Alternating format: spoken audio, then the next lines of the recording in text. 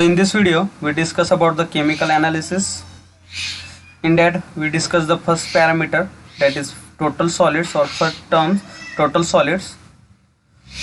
So total solids means it contains both dissolved as well as suspended solids.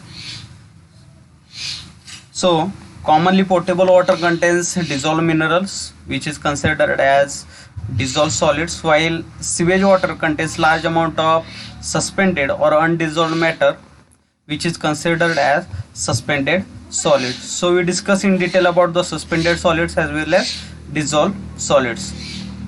So here suspended solids means the small solid particles which remains in the suspension in water as a colloid or due to motion of water, called suspended solid. So any small solid particles which is remaining in the water sample as in the form of suspension, which is termed as suspended solids, and it is used as an indicator to check the water quality. So here we can determine the suspended solids present in the water samples by following way. A 500 ml of water sample is filtered through dried and wet gauge crucible, whose weight is considered as W1. Then suspended solids retains in the crucible. It is then washed with distilled water as useful. Washing is useful to remove the Cl- ions. Then crucible is dried and weighed by taking usual precaution, and whose weight considered as W2. So here W1 is the weight of gauge crucible, empty gauge crucible, and W2 is the weight of gauge crucible with suspended solids. So based on that, here is the formula to determine the suspended solids.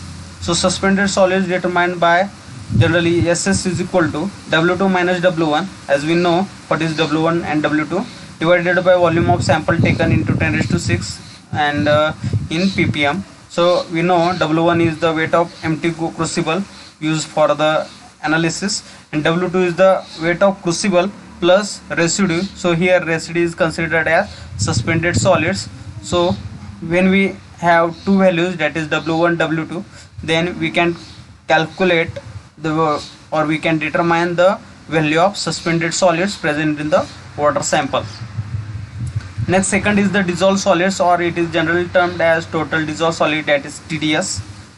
So it is generally due to soluble salts of sodium, potassium, calcium, magnesium, iron and Mn in the form of bicarbonate, carbonates, chlorides, nitrates, sulfates and phosphates, etc., which is generally present in the natural water. And due to this dissolved solids, it increases the density of water sample. It also affects the osmoregulation of organism, it also affects the solubility of gases, and hence it affects the use of water for the drinking purposes as well as irrigation as well as for the industrial purposes. So here is the one method. So based on that we can determine the value of DS or TDS. So here 500 sample of water is 500 ml of water sample is filtered through gauge crucible, collect the filtrate and washing. So as we know, here we want to determine the dissolved solids, so we not use the solids present in the gauge crucible. So here we just collect the filtrate and washing in the beaker and concentrate to near about the 50 ml, then transfer the whole concentrated content into weight evaporating dish, whose weight considered as W1. So W1 is the weight of empty evaporating dish, and we evaporate the content on hot water bath to the dryness, and note down the final weight of evaporating dish with the residue. The residue is nothing but the amount of dissolved solids present in that after drying, and whose weight considered as W2. So here is the formula. With the help of that formula we can calculate the value of DS, that is dissolved solids or total dissolved solids.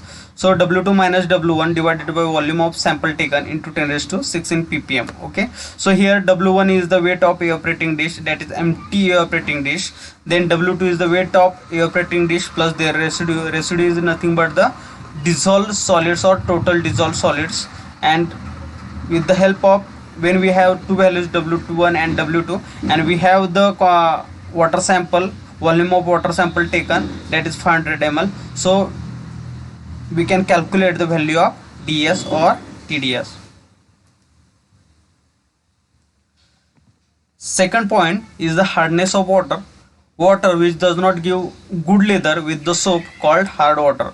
If we take the any water and if you mix with soap, then if water does not give good leather, then that water considered as hard water. And generally hard water is due to presence of salts like bicarbonates, chlorides, sulfates of calcium and magnesium present in water sample. So hardness is generally divided into two types. One is the temporary hardness and second is the permanent hardness. So temporary hardness is also termed as carbonate hardness, and it arises due to dissolved bicarbonates of calcium and magnesium in it.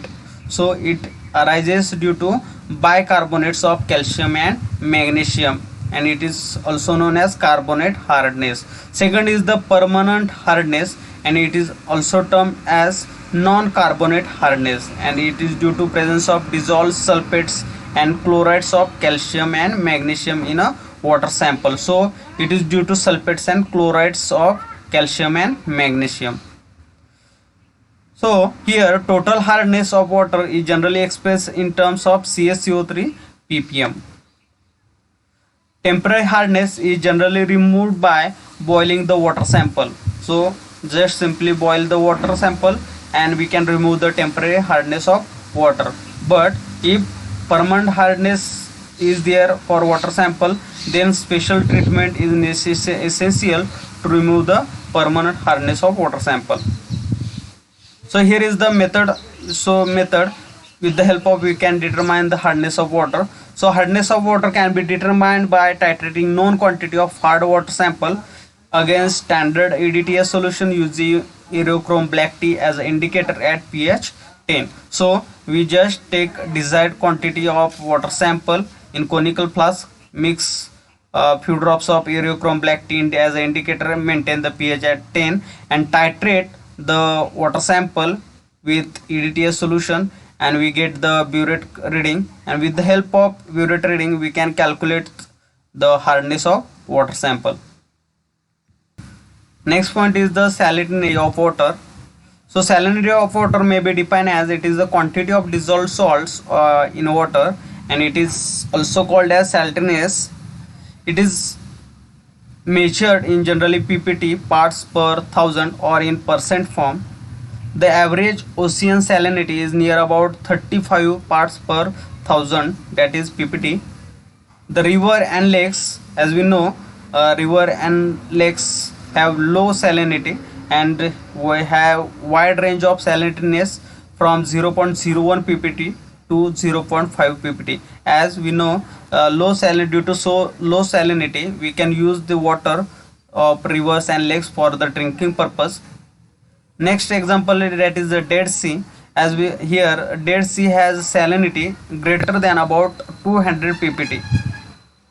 As all natural water contains some dissolved salts like sodium, magnesium, calcium.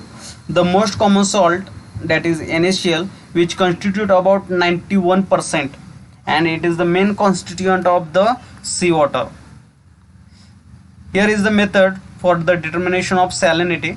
There are two methods for determining the salt content of water. First method is the electrical conductivity, that is in short form EC, and second is the total dissolved solid, that is TDS, which is already we discussed in this topic.